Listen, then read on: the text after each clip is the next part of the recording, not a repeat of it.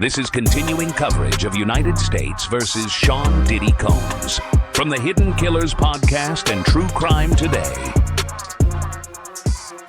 This last week, in case you missed it, saw a federal judge in Manhattan threatening to kick Sean Diddy Combs out of his own trial because he won't stop nodding at the jury like he's conducting an orchestra. That actually happened 3 days ago. And it's just one surreal moment in what might be the most explosive celebrity trial of our time. Like, we're 4 weeks into Sean Combs' federal trial on sex trafficking and racketeering charges, and the testimony has been absolutely devastating. Judge Aron Subramanian is presiding over a case where prosecutors are arguing that Combs ran a criminal enterprise disguised as a music empire, while his defense team claims this is all about consensual adult relationships gone wrong.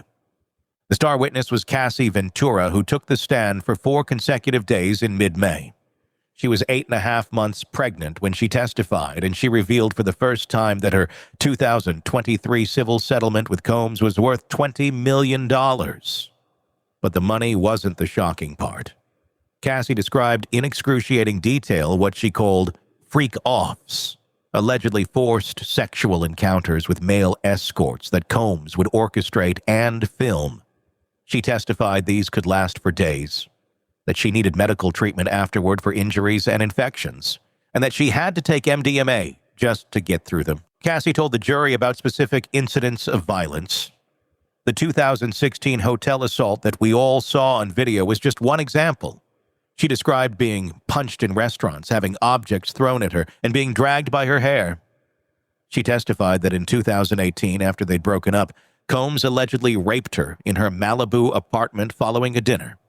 The prosecution showed the jury photographs of her injuries over the years: black eyes, cuts, bruises, a gash on her forehead. But here's what made her testimony particularly powerful. The defense had 400 exhibits ready for cross-examination, text messages where Cassie expressed love for Combs, social media posts showing them together looking happy, evidence of her continued contact with him, even after violent incidents. Defense attorney Anna Estevao spent 2.5 days trying to show that this was a complicated relationship where both people were violent, not a criminal enterprise. She asked Cassie about drug use, about times she'd initiated contact with Combs, about whether she understood the difference between Sean the person and Sean the businessman. The prosecution's strategy became clear with their second major witness, Dawn Richard from Danity Kane. Dawn testified about witnessing Combs attack Cassie in his kitchen in 2009. She described him coming downstairs screaming about his eggs, taking a frying pan, and swinging it at Cassie, who dropped to the ground trying to protect her head. Dawn said Combs then dragged Cassie upstairs by her hair while she heard glass breaking and yelling. The next day, Combs allegedly told Dawn and another witness that what they'd seen was just passion between lovers, and that it would be in their best interest not to say anything because where he comes from, people go missing if they talk. Kid Cudi's testimony added another layer. He testified that after he briefly dated Cassie, his Porsche was destroyed with a Molotov cocktail. The defense objected heavily to this testimony, arguing there was no direct evidence linking Combs to the car bombing, but the judge allowed it as part of the pattern evidence the prosecution is building. The employee testimony has been particularly damaging. A former assistant testifying under the pseudonym Mia spent 3 days on the witness stand describing her own alleged sexual assault by Combs and witnessing his abuse of Cassie. She testified that Combs raped her in 2013, forced her to perform oral sex, and that she felt trapped because speaking out would mean losing her job and being silenced, punished, exiled. She described watching Combs slam a bathroom door on her arm multiple times after he took her phone and threatened to use anything incriminating he found on it against her. During Mia's cross-examination, the defense tried to paint her as a disgruntled employee seeking money. They pointed out that she'd been approached by lawyers in 2023 about potentially filing a lawsuit against Combs, but Mia testified that she actually turned down the opportunity to sue because she was too afraid of retaliation. The hotel security testimony has been explosive. Israel Flores, who was working security at the Intercontinental Hotel, in Los Angeles in March 2016, testified about responding to the incident we saw on that surveillance video. He said Combs approached him afterward with what he interpreted as a bribe attempt, telling him, "You take care of this, and I'll take care of you," while holding a wad of cash. Flores said he declined the money and reported the incident to his supervisors. But the most damning security testimony came from Eddie Garcia, who was given immunity by the government. Garcia admitted that he later sold that 2016 surveillance video to a media outlet for $100,000. But before he sold it, he testified that representatives for Combs approached him, trying to buy his silence. He described being handed a brown paper bag full of cash as a payment to keep quiet about what he'd witnessed. The financial evidence tells its own story. Derek Ferguson, the former chief financial officer for Bad Boy Records, testified about suspicious transactions, including a $20,000 payment from Cassie's father to Combs that was mysteriously returned the next day. Ferguson also testified about excessive hotel bills for cleanup and damages, and payments to various individuals that prosecutors suggest were escorts or people being paid to stay quiet. Federal agent Yasin Binda from Homeland Security Investigations testified about what they found when they arrested Combs at the Park Hyatt Hotel in September. In his room, they discovered multiple bottles of baby oil, illegal drugs hidden under the alias Frank Black, and $9,000 in cash. Binda walked the jury through photographs of the items, explaining how they matched what witnesses had described being used during the alleged freak-offs. The evidence from the raids on Combs' homes is staggering. Over 1,000 bottles of baby oil and lubricant, AR-15 rifles with defaced serial numbers, large quantities of drugs including ketamine, MDMA, cocaine, and mushrooms. Prosecutors have suggested this was all part of the infrastructure needed to carry out the alleged criminal enterprise. Right now, the prosecution's key witness is someone testifying under the pseudonym Jane, who was allegedly in a relationship with Combs from 2020 to 2023. She's describing what she calls hotel nights, which sound remarkably similar to what Cassie described as freak-offs. Jane testified that these encounters happened as recently as August 2024, just weeks before Combs was arrested. She broke down on the witness stand describing an incident that happened on her birthday, when what was supposed to be a makeup trip turned into another forced encounter. She testified that Combs is still paying the rent on her Los Angeles home, highlighting the financial control that prosecutors say was central to the alleged criminal enterprise. Jane's testimony has included audio recordings of Combs threatening her. In one voice note played for the jury, Combs can be heard saying, "I'm about to really disappear on you. I'm not going to be playing these games with you. I can't do this shit with you each time you get upset," Jane responded via text. "You've been making things completely transactional. You've been threatening me any chance you get. This shit is sick." The defense strategy throughout has been to attack the credibility of each witness. They've suggested that people are motivated by money since many have filed civil lawsuits against Combs. They've pointed to drug use by witnesses, suggesting their memories are unreliable. They've tried to show that these were complicated adult relationships where both parties made choices, not criminal enterprises involving coercion and trafficking. But the prosecution keeps bringing witness after witness with similar stories. Mila Morales, a makeup artist, testified about covering bruises on Cassie's body for public appearances. Cassie's mother testified about her daughter's injuries and the fear she lived with.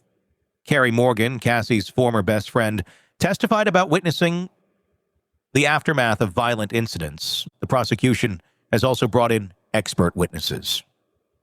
Dr. Dawn Hughes, a forensic psychologist, testified about the psychological impacts of intimate partner violence and coercive control. George Kaplan, another former executive assistant to Combs, testified about the business operations and how the alleged criminal activity was integrated into legitimate business functions.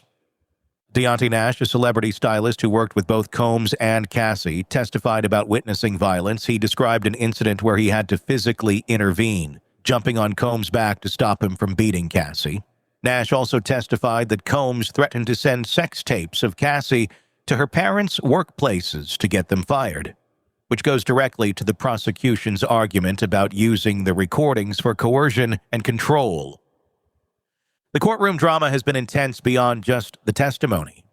There have been multiple disruptions from the gallery, including a woman who had to be escorted out for screaming, "Diddy, these motherfuckers," laughing at you during proceedings. The judge has had to deal with media outlets revealing the true identity of witnesses testifying under pseudonyms, creating security concerns. Judge Subramanian has shown increasing frustration with Combs' behavior in court.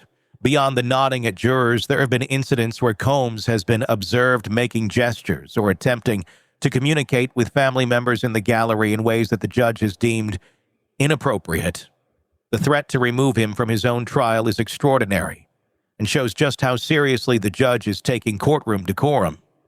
The prosecution is building toward a RICO conviction, which requires proving that Combs led a criminal enterprise. They're arguing that he used his legitimate businesses, including Bad Boy Records and other Combs companies, to facilitate crimes including sex trafficking, forced labor, kidnapping, arson, bribery, and obstruction of justice.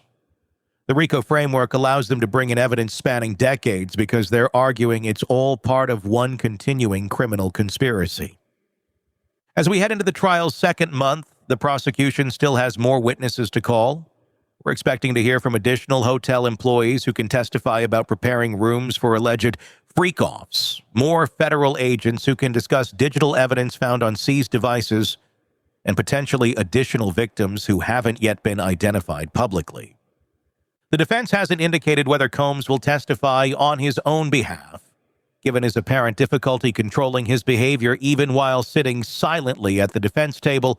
Putting him on the witness stand would be incredibly risky. Cross-examination by federal prosecutors would be brutal, and any inconsistencies in his testimony could be devastating. If convicted on all charges, Combs faces a minimum of 15 years in prison with the possibility of life behind bars. The sex trafficking charges alone carry a 15-year minimum sentence, and the racketeering charge can result in life imprisonment. At 55 years old, even the minimum sentence would likely mean he dies in prison. But this trial is about more than one man's fate. The testimony we're hearing is forcing a reckoning with power dynamics in the entertainment industry that have been ignored for decades. Multiple witnesses have testified about their fear of speaking out because of Combs' influence over careers and livelihoods. The prosecution is arguing that this fear was deliberately cultivated as part of the criminal enterprise. The case continues, with Jane's testimony expected to conclude early next week, followed by additional prosecution witnesses. Legal experts predict we won't see closing arguments until sometime in July, making this one of the longest high-profile criminal trials in recent memory. But given the volume of evidence and the number of witnesses, the prosecution appears to be building an overwhelming case that this wasn't just a powerful man with a complicated personal life, but rather a carefully constructed criminal operation that used music industry infrastructure to facilitate serious crimes. Whatever the verdict, this trial has already changed conversations about accountability, consent, and power in ways that will extend far beyond the hip-hop community. The jury will ultimately decide not just Sean Combs' fate, but whether our justice system can hold the powerful accountable, regardless of their wealth, influence, or cultural impact. In a world where the darkest secrets lie just beneath the surface. They said it was an accident, but the evidence says otherwise. Where hidden killers roam, unnoticed, in the shadows. I think you would definitely be looking at a blend of toxic, very bad narcissistic personality traits, and they will be vengeful and possibly resort to violence. Join Tony Bruschi as he uncovers the truth behind the most chilling cases. They said it was an accident, but the evidence clearly says otherwise. Each episode, we dig deep into the minds of those who commit the unthinkable. To your point on narcissism, he thinks in his own mind how witty he is. Yeah. But he lost that jury. I was done with him in 2 minutes. From unsolved mysteries to infamous crimes. Geez, you've just talked about how you've taught yourself how to do everything under the sun.